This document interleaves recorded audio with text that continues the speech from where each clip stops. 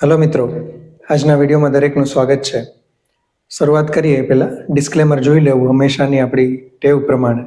અને શરૂઆત આપણે વાત બજારથી જ કરીએ, પણ બજારની વાત શરૂ કરીએ એ પહેલાં ફરી એક વખત ખાસ કહી દઉં કે કોઈ પણ રોકાણ કરતાં પહેલાં બજારનું જોખમ બરાબર સમજી લેવું. એ પછી મ્યુચ્યુઅલ ફંડનું રોકાણ હોય કે શેર બજારનું રોકાણ હોય, આપણે વિડીયોમાં કોઈ ટિપ્સ કે કોઈ લેવા વેચવાની સલાહ નથી આપતા. એ તમે તમારા રિસર્ચથી અથવા તમારા ફાઇનાન્શિયલ એડવાઇઝરની સલાહ લઈને કરી શકો છો.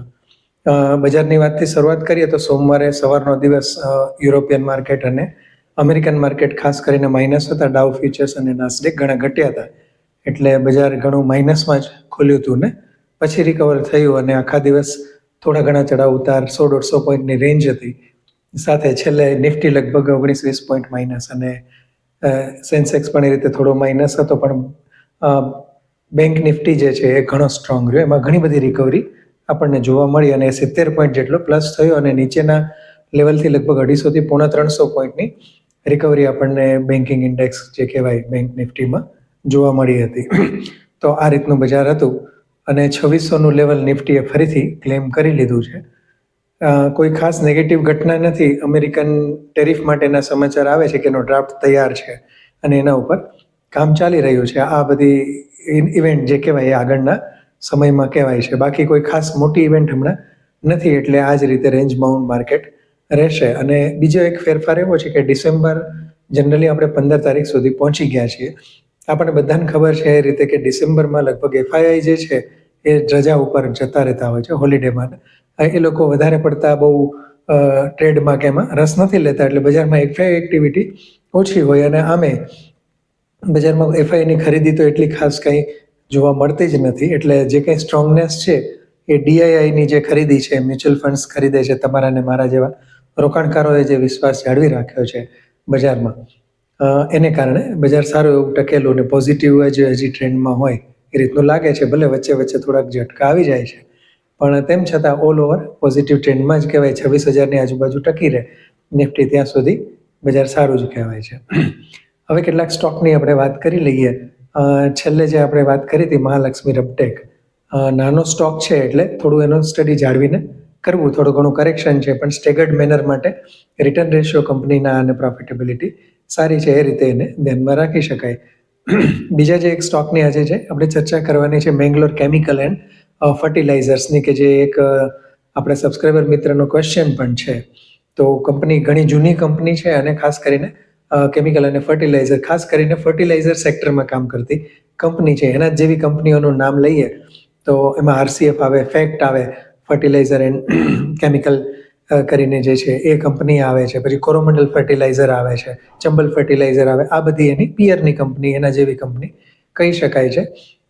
ઠીક રિટર્ન રેશિયો છે, બહુ ખરાબ નથી, એટલા બધા સારા નથી. ફર્ટિલાઇઝર કંપનીઓના પ્રમાણમાં સારું કહેવાય. લગભગ 16-17% જેવું આરઓસી અને આરઓઈ છે અને પી રેશિયો પણ ઓકે કહી શકાય એવો છે. એકદમ સસ્તું નથી અને વધારે મોંઘો પણ નથી.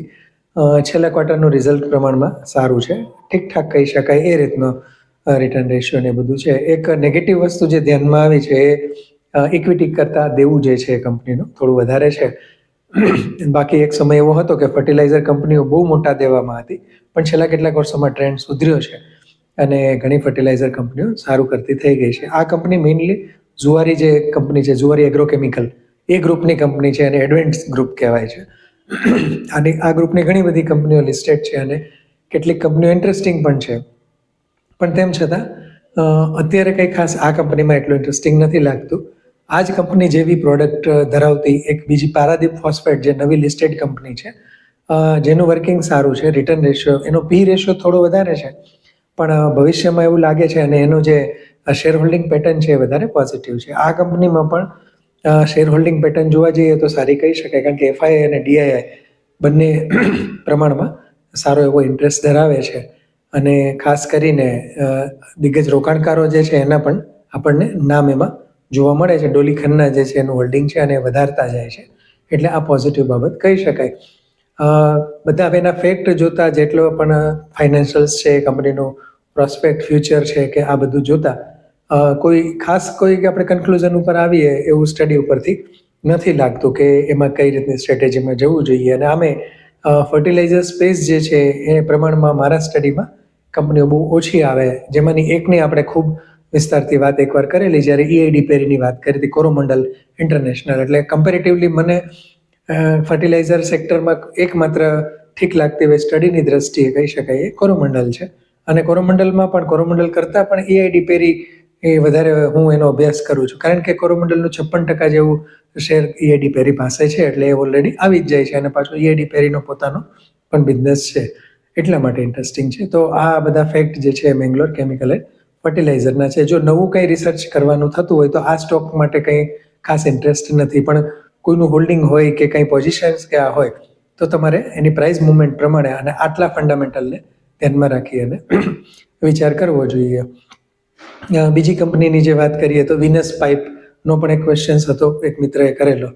આ કંપની PVC પાઇપ અને એ સિવાયના પણ બીજા કેટલાક પાઇપ અને ખાસ કરીને લેટેસ્ટ ટેકનોલોજીના જે પાઇપ છે એની અંદર ઘણું સારું કામ કરી રહી છે એવી કંપની છે. એટલે પ્રોડક્ટ વિશે કોઈ પ્રશ્ન નથી, માર્કેટ શેર પણ ઘણો સારો છે. એની કોમ્પિટિટરની વાત કરીએ તો APL એપોલો ગ્રુપ્સ જે છે એ આવે છે, બીજા પણ ઘણા બધા આવે છે, જેમાં કહી શકાય કે સિન્ટેક્સ આવે છે અને ફિનોલેક્સ જે છે એ પણ કોમ્પિટિટરમાં આવી શકે છે. પણ તેમ છતાં આ કંપનીના ફેક્ટ્સ એન્ડ ફિગર સારા છે, ફંડામેન્ટલી રિટર્ન રેશિયો પ્રમાણમાં સારા છે, કંપનીના છેલ્લા બધા રિઝલ્ટ પણ પ્રમાણમાં સારા આવ્યા છે. છેલ્લા ક્વાર્ટરનું રિઝલ્ટ ઓકે કહી શકાય અને ખાસ કરીને સદ્ધર કંપની છે, રિઝર્વ ઘણું ઇક્વિટી પ્રમાણમાં વધારે છે, આ એક સારી વસ્તુ કહી શકાય. શેર હોલ્ડિંગ પેટર્ન પણ પોઝિટિવ છે. તો વિનસ પાઇપ જે છે ઓલ ઓવર આપણે એને જોવા જઈએ તો એક ટીક માર્ક કરતી અને સારી કંપની ગણી શકાય અને ચોક્કસપણે ઇન્ટરેસ્ટિંગ અને સ્ટડી કરવા જેવી કંપની છે. હજી પ્રાઇસ મુવમેન્ટ અને ચાર્ટ જે છે એનો સ્ટડી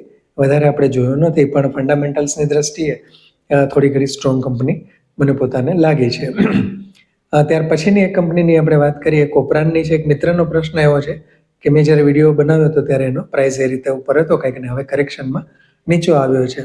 તો કોપરાનનો વિડીયો જે છે એમાં પાછું જે મેં એનાલિસિસ મારી દ્રષ્ટિએ રિસર્ચ કે જે કંઈ એનું તારણ છે એ જરા જોઈ લેવું, કારણ કે એટલી બધી ઇન્ટરેસ્ટિંગ તો એ કંપની ક્યારેય નહોતી. અને ફાર્મા સેક્ટરમાં તો સારા રિટર્ન રેશિયો ધરાવતી સારી ઘણી બધા ઓપ્શન્સ આપણી પાસે અવેલેબલ છે, પણ તેમ છતાં પ્રાઇસ મુવમેન્ટ છે ને બીજું કે નાનો સ્ટોક છે એટલે કદાચ બની શકે કે રિટર્ન વધારે આપે. પણ અત્યારે જે એનો ઘટાડાનો દોર છે એના માટે જવાબદાર એનું છેલ્લા ક્વાર્ટરનું રિઝલ્ટ છે. કંપનીનું છેલ્લા ક્વાર્ટરનું રિઝલ્ટ થોડું ખરાબ આવ્યું છે અને આમે કોપરાન જે છે એ કહેવાય ને કે એનો ટ્રેક રેકોર્ડ બહુ લાંબા સમય સુધી એક ધારો સતત સરસ રહ્યો હોય એવું બન્યું નથી. ભલે હવે પ્રમાણમાં સ્ટેબિલિટી છે અને કંપનીની પ્રોડક્ટ વાઇઝ વર્કિંગ પણ કંપનીનું થોડું ઘણું સુધરે છે, પણ તેમ છતાંય કહેવાય ને કે ઘટેલો છે એટલે એનો અભ્યાસ કરવો જોઈએ એવું મને નથી લાગતું. એકાદા ક્વાર્ટર માટે હજી પણ જોવું જોઈએ. અને જો કન્વિક્શન આપણને આવતું હોય અને કદાચ આપણને ભૂતકાળ, કારણ કે ઘણી કંપની જૂની છે એટલે બની શકે કે તમારી પાસે કદાચ જૂનો પણ ભૂતકાળનો ટ્રેક રેકોર્ડ હોઈ શકે, કોઈ માહિતી હોય તો એ પ્રમાણે એનો અભ્યાસ ચોક્કસપણે કરી શકાય છે.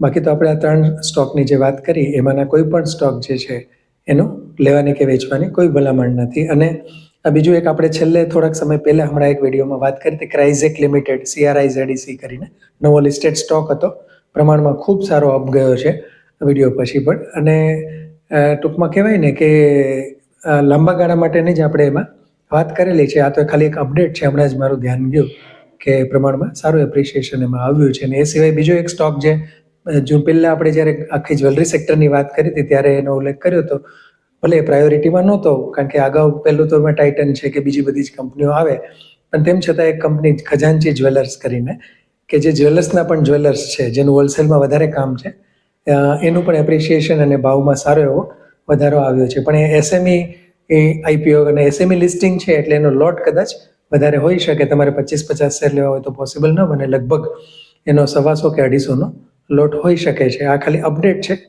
કોઈ લેવા કે વેચવાની ભલામણ નથી મિત્રો. તો વિડીયો કેવો લાગ્યો એ ચોક્કસ કોમેન્ટમાં જણાવશો. બીજો કોઈ પ્રશ્ન હોય તો પણ ચોક્કસ લખીને મોકલશો મિત્રો. લાઇક, શેર અને સબસ્ક્રાઈબ કરવાનું ભૂલશો નહીં. ધન્યવાદ.